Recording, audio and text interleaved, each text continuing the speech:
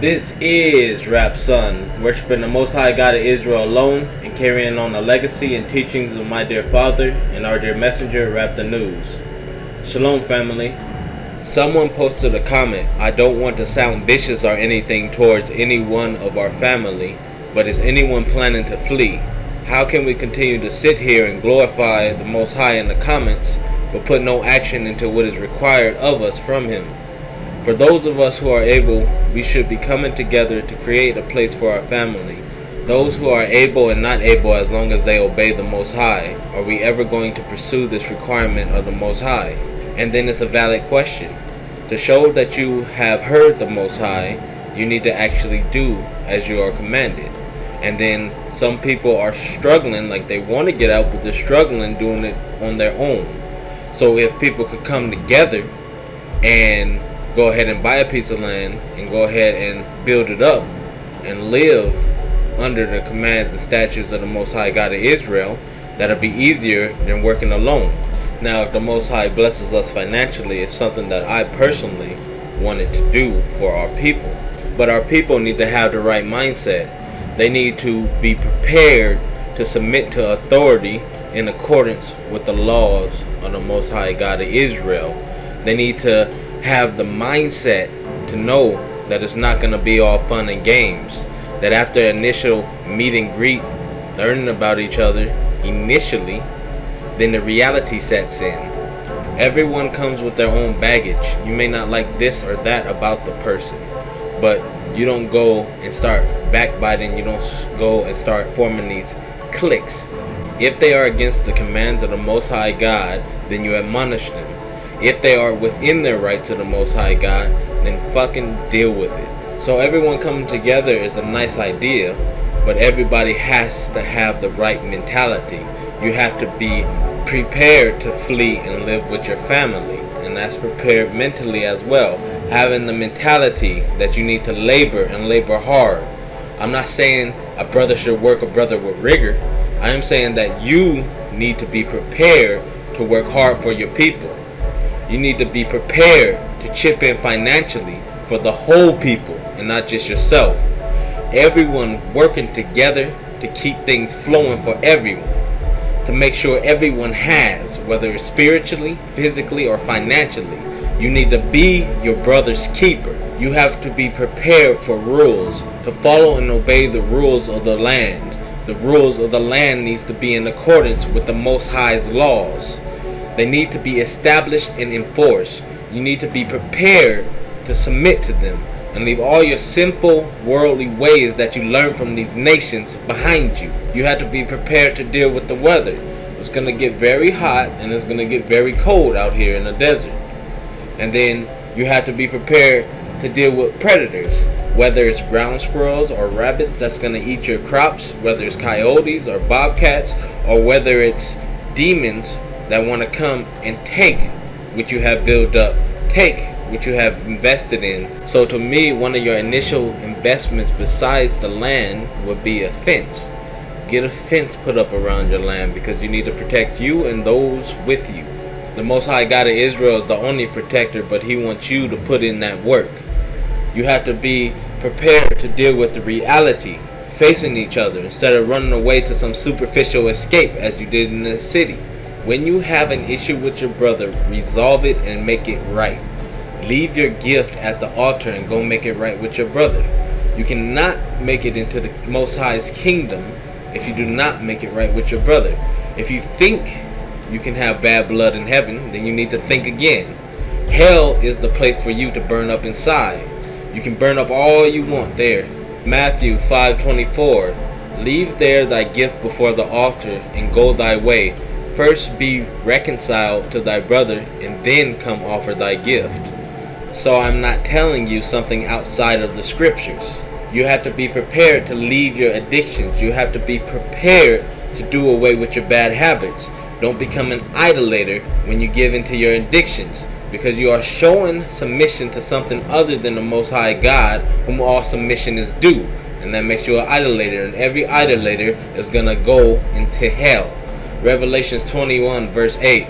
But the fearful and the unbelieving and the abominable and the murderers and whoremongers and sorcerers and idolaters and all liars shall have their part in the lake which burneth with fire and brimstone, which is the second death. And then when someone transgresses the law, aka when someone sins, we admonish them. We don't, oh, you don't win against the Most High, now get the fuck out. No, you try to admonish them, get the sheep back on the straight path. Now if they continue on in their wrongdoing and they don't desist, they do away with the admonishment, they don't want to hear it, then you gotta go. You gotta be expelled. The leader is correct in expelling you. Now if it's some type of sexual immorality, you committing fornication, you committing adultery, then you need to get out right away, because chances are you and that person is still there. You're gonna continue to do that, or you're going to try to invite somebody else into that. You just need to go. You should know that that is not acceptable. If you want to do the hanky-panky, then you need to get married under the Most High God. But that should not be the basis of your marriage, because then you're going to fail. Don't marry somebody based off of lust and hormones and looks.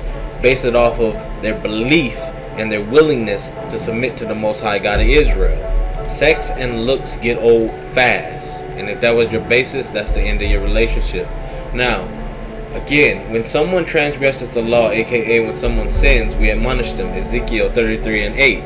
When I say unto the wicked, O wicked man, thou shalt surely die. If thou does not speak to warn the wicked from his way, that wicked man shall die in his iniquity. But his blood will I require at thine hand. So you're accountable for if you did not do your duty and admonish the wicked. Admonish your brother when he went astray. And then those being admonished need to heed the admonishment. Proverbs 19 verse 27. Stop listening to instruction, my son, and you will stray from the words of knowledge. So you have to listen to the admonishment, which is the instruction. The Most High God sent you a book of instruction, and you need to go by it. Heed his commands. You should heed it and not have ill blood toward your brother or your sister for correcting you. Not forming a rebellious group or clique to speak bad about your brother or sister behind their back, to backbite them. Because one of the things that the Most High God hates is he that sows discord among his brethren. Proverbs 6 verse 16 through 19. These 6 things doth the Lord hate, yea, 7 are an abomination unto him: a proud look, a lying tongue, and hands that shed innocent blood, and heart that devises wicked imaginations, feet that are swift in running to mischief, a false witness that speaketh lies, and he that soweth discord among brethren. So when admonished, often people either want to do 2 things. They want to lash out and fight in the defense, or they want to run away. You need to sit there and face yourself and correct your transgression, and not running away to try to escape accountability for your actions.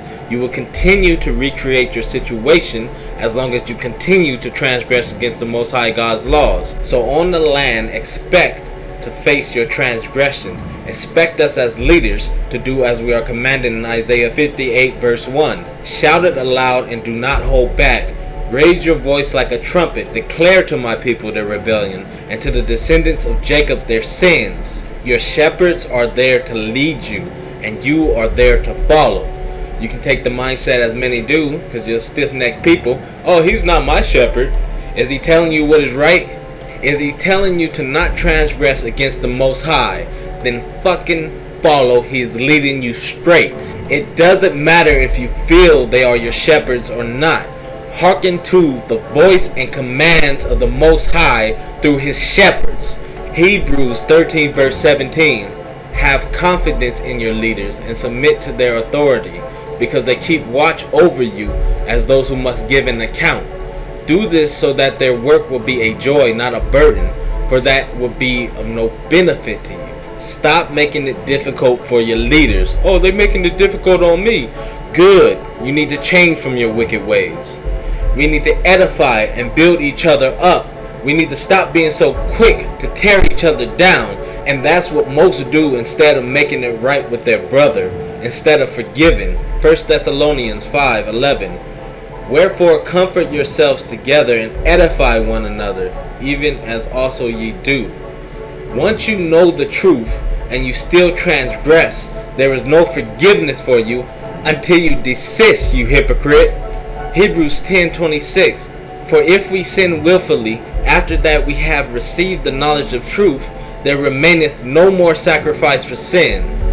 So coming together and fleeing, and coming together on the land as family under the Most High God of Israel, it is a good and nice idea, but everybody has to come with the right mentality.